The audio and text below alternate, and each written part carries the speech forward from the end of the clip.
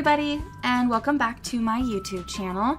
This is my second video here on YouTube, so please bear with me as I keep learning and deciding exactly which direction I want this channel to go in, with a lot of your helpful suggestions. So thank you for all of the comments on my last video. Please keep them up. For today, I have another speed paint, this time of a very fun series, at least in my opinion, that I've been working on over on my Instagram. It is Disney princesses or favorite ladies as Pokemon trainers.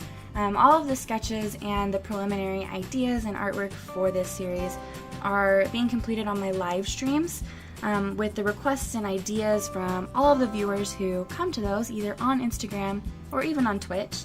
So if you would like, or if you like this series, you guys can stick around for Rapunzel, Jasmine, and Aurora, which have already been completed in their sketching stage, and I will be painting over on my Twitch.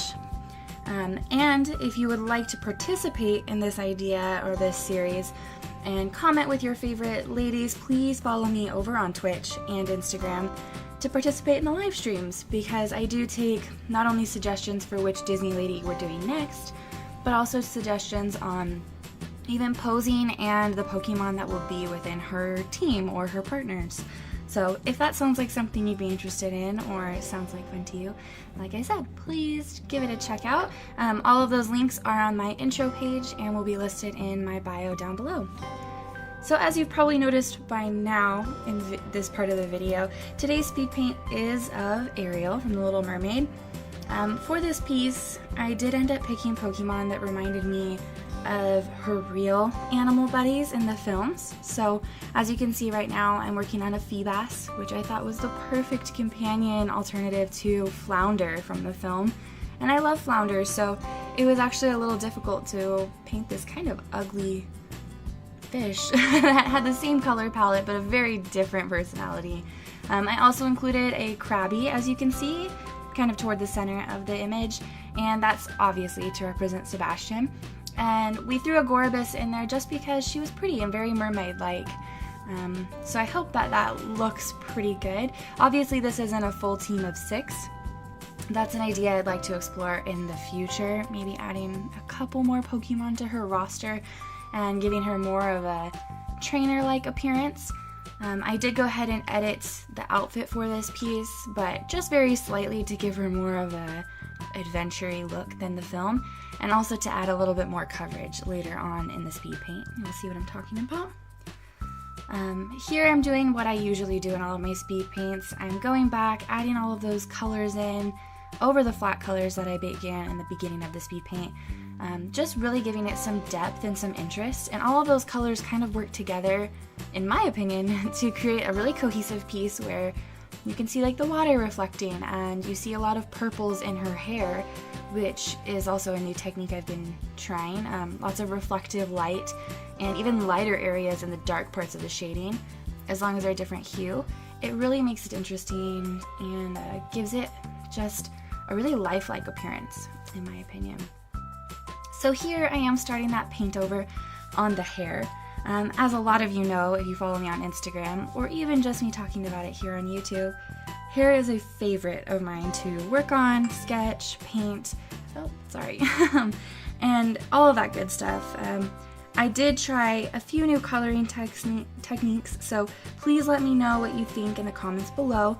If you like this style, or if you like this color palette that I went ahead with for her hair.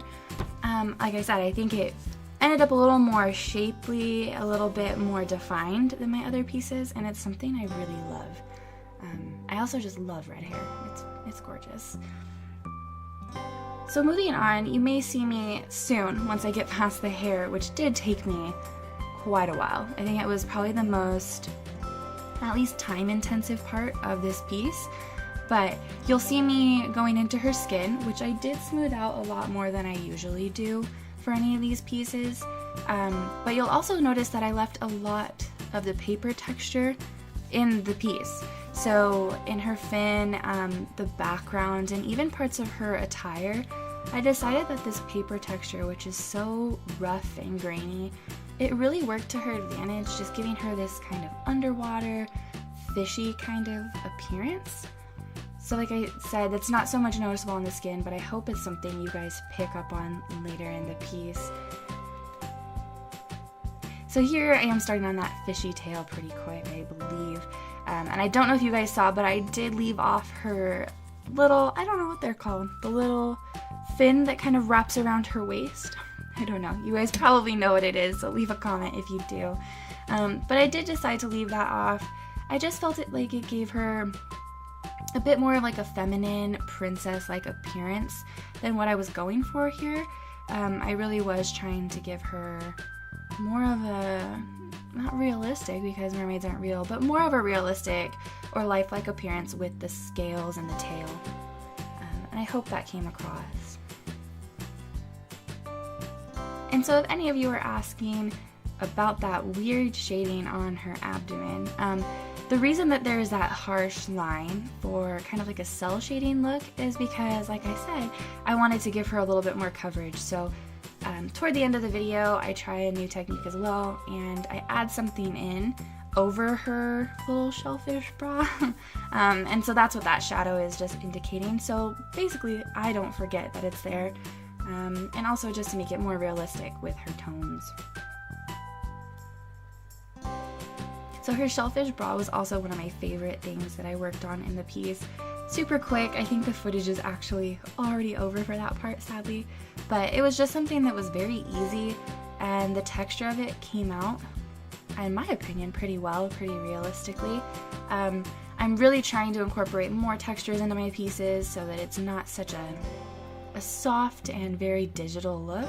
And I think that the little lines indicating the texture of the bra, as well as the different colors in that piece of the portrait, just really helped with that and with the style that I'm currently going for.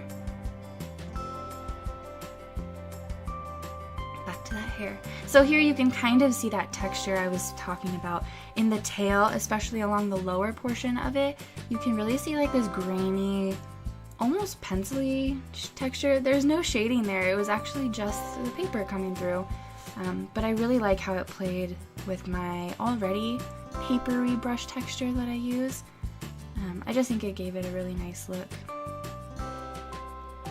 And here I'm just adding in some more details, hopefully defining those Pokeballs a little bit more, since they are, besides the Pokemon, the only thing that really give away the fact that she is a trainer.